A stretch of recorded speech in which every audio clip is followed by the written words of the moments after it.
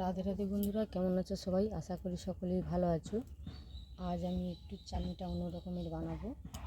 তো খুব গরম পড়ে গেছে, এই দুপুরের শেষ পাতে একটু চাটনি হলে মন্দ হয় না। তো আমি চাটনিটা বানানোর জন্য এখানে নিয়েছি টমেটোর ফ্রেশ টমেটো নিয়েছি, লাল একদম।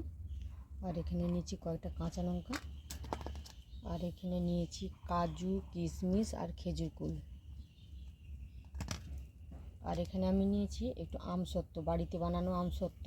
তো আমি জলে ভিজিয়ে রেখেছিলাম আমসত্ত্বটা। আর আমি চাটনিটা বানাবো বাতাসা দিয়ে, তাই আমি এখানে বাতাসা নিয়েছি।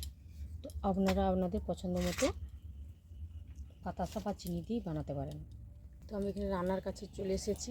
উনানের মধ্যে আগে থেকে একটা কড়া বসিয়ে দিয়েছিলাম, কড়াটা গরম হয়ে গেছে। কড়ার মধ্যে আমি একটু ফোড়নে দিচ্ছি শুকনো লঙ্কা, তেজপাতা, 5 ফোড়ন। তো লঙ্কাটা আমি মধ্যিখান দিয়ে কেটে দিলাম। আর ফোড়নটা একটু ভালো করে ভাজা হতে সময় দেবো আমি। তো ফোড়নটা ভালো করে ভাজা হয়ে গেছে, আমি এবারে একটু সরষের তেল দিয়ে দিচ্ছি।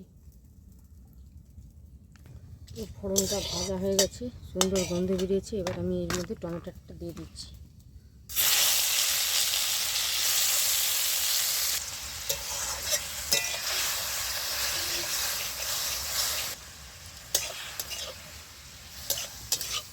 আমি যে আমসত্ত্বটা ভিজে রেখেছিলাম সেটাও দিয়ে দিচ্ছি এর সঙ্গে।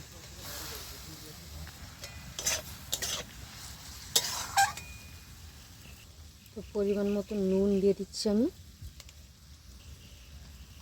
একটু হলুদ দিয়ে দিলাম অল্প করে। এবার আমি এটা ভালো করে নেড়ে চেড়ে একটু ঢাকনা দিয়ে দেবো, যাতে টমেটোটা তাড়াতাড়ি গলে যায়। তো ফিরে আসছি কিছুক্ষণ পর। এবার আমি ঢাকনাটা খুলে দেখছি টমেটোটা আমার গলে গেছে কিনা। তো টমেটোটা প্রায় গলে গেছে। এবার আমি বাতাসাটা দিয়ে দিচ্ছি এখানে। আপনারা আপনাদের মিষ্টির পরিমাণ বুঝে মিষ্টিটা দিবেন। আবার একটু ঢাকনা দিয়ে দিচ্ছি যাতে তাড়াতাড়ি বাতাসটা গলে যায়। ঢাকনাটা খুলে আমি দেখতেছি বাতাসটা আমার প্রায় গলে যাচ্ছে। তো আমি অল্প করে একটুখানি জল দিচ্ছি এখানে। তো আমি এখানে দিয়ে দিচ্ছি আমার চিড়ে রাখা কাঁচা লঙ্কা, কিশমিশ, কাজু আর খেজুর। তো আবার ঢাকনা দিয়ে আমি চাটনিটা একটু ফুটতে দেবো। ফুটে গেলে আর টমেটোটা ভালো করে সেদ্ধ হয়ে গেলে আমি নামিয়ে নেব। ঢাকনাটা খুলে আমি দেখতেছি চাটনিটা আমার রেডি হয়ে গেছে কিনা। তো চাটনিটা আমার রেডি হয়ে গেছে একদম, আমি ওরে নামিয়ে নিচ্ছি। তো চাটনিটা নামিয়ে নিয়েছি, আর গরম ভাতের সাথে পরিবেশন করব। এই গরমে দুপুরে লাস্ট পাতে যদি একটু চাটনি হয় তাহলে মন্দ হয় না। তো আমি তো এইভাবে চাটনিটা বানালাম। আপনারা কে কীভাবে চাটনিটা বানান আমাকে কমেন্ট করে জানাবেন।